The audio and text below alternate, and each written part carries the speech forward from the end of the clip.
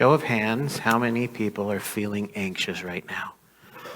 I see a lot of hands. Mine is up too. I'm not just showing you that I want to do what I want you to do by raising your hand. I'm a little anxious too. Today is, of course, election day, and this election is contentious. It is contentious, just as elections have been now for a while. And so today's service was put together very intentionally. The readings that we chose and the music that we chose and just the fact that we came here on a day that we usually don't have a Eucharist service was chosen intentionally. And some of that is to hopefully ease some of that sense of anxiety. But the other piece of that is to remind us who we are and who's in charge and what we are called to do as Christians. I like to go back to page 1 of the Bible. I like to use that as our Old Testament reading, that reading from Genesis, where God tells us he creates humankind in his own image. And I think that's foundational in our Christian theology. Of course, it's foundational in Jewish theology as well. But God created us in his image. And I think it's important for us to remember that it doesn't specify, it doesn't say God created all the Democrats in his image, or God created all of the Republicans in his image. God created all of us in his image. And that passage closes out by God saying everything he created, so us, is very good.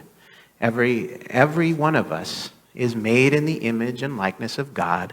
Every one of us has a piece of that inherent goodness within us. A piece of that divine nature is within us. And we call that, in theological concept, we call that imago Dei, which is just Latin for the image of God. But it's a reminder that everyone we encounter has a piece of that imago Dei. And what pains me over the past, let's call it at least a decade and probably more, is that there seems to be a whole lot of othering in the world, especially when it comes to political discourse and political conversations. And we hear it from both sides. We hear, everybody on this side is an idiot. No, everybody on this side is an idiot. No, that's not true. Everybody on both sides is made in the image of a loving God. And I've also heard people say things like, you can't be a Christian if you vote blue, or you can't be a Christian if you vote red. And either one of those are completely false. That has nothing to do with our Christianity. Now, what I hope as your pastor is that you vote according to your values, and if your values align with a certain side or the other, then vote accordingly. But I want you to do the homework when you do that. Okay? So, but vote along the lines of what is God calling you to do. That's my hope for the people of the world, is that we vote discerningly, we vote prayerfully, and we vote for the best interest of as many people as possible. We have our gospel passage today, which I think kind of ties things in nicely with our Imago Dei discussion, and that is that when Jesus was getting ready to leave this place and leave his disciples, he shared with them a new commandment. And you can imagine, if you're there in the room, because this happened at the Last Supper, imagine this is a guy that you've known for years. And you've walked with him, you've walked miles with him, you stood on the mountain with him as he preached the Sermon on the Mount. You've heard all of the stories that he's shared and all of the parables and all of the teachings. And he comes out and says, before I go, one more thing. So just imagine, if we've already heard so much from this guy, and he's giving us his closing words, his closing argument before he leaves, and we don't know if and when he's coming back, what are we waiting for? And the response is, love one another. Love one another. Isn't that interesting? Like you'd think, oh, what have we got? Love one another. Oh, that's how people will know that you are my disciples, is if you love one another. Now, it sounds simple. But it really isn't so simple. It isn't so simple to actively love people when we disagree with them. Right? We have Thanksgiving coming up, and I know stereotypically Thanksgiving is the day when we have a lot of family dysfunction at the Thanksgiving dinner table. That's stereotypical. There's tons of shows and books about all that stuff. We've experienced it ourselves. And these are people that we know and that we love, and we have a hard time sitting in relationship with them. But we're called to do that. We're called to love. And we're called to love when we cast our ballots. And we're called to love when we support the candidates and the issues that we want to support and that we feel very strongly that we ought to support.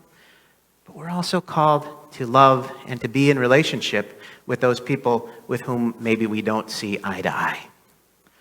Now, in the old days, years ago, it seems like now, we knew the evening of Election Day who was going to be the next president, or in many cases, who's going to be the next senator, who's going to be the next congressman. Right? We seem to know that information. We may or we may not by this evening. Who knows? Who knows? In this world, we don't know. But let's say we find out tonight. Okay? There are going to be some people who are very happy, and there are going to be some people who are very upset. And the way it looks, at least if we look at the polls, which who knows how accurate they are. The polls indicate that it's about half of us. So every other person you come across is going to be happy tomorrow, and every other person you come across is going to be not so happy tomorrow. Okay? Regardless of what the outcome is, our message in the scriptures today is that whoever our leader is, we know who is in charge. Okay? We know who is in charge overall. And we know what that person told us to do, and that is to love one another. So I'm hopeful that reflecting on that a little bit and taking that in and remembering that Imago Dei and that new commandment to love one another as Jesus loved us, which is not easy to do. But I'm hopeful that those triumph over all of the negative talk that seems to persist in our world today, and that we can rally behind whoever our leaders, our newly elected leaders are. I hope we can rally around those people and encourage the best. Encourage the best. Regardless of who wins, we want to make sure that those people make decisions that are in the best interest of the people that elected them. Right? And we want to continue to walk in love, as we say during almost every service, walk in love as Christ loved us. So let's remember those two things. Each and every one of us, regardless of who we voted for, is made in the image of God. All of the candidates, whether we like them or despise them, also are made in the image of God and have inherent goodness. Okay? So we remember those two things, and we remember, as Jesus taught us, how people will know if we are his disciples is if we love one another. So when we leave today, go out into the world and love. Amen.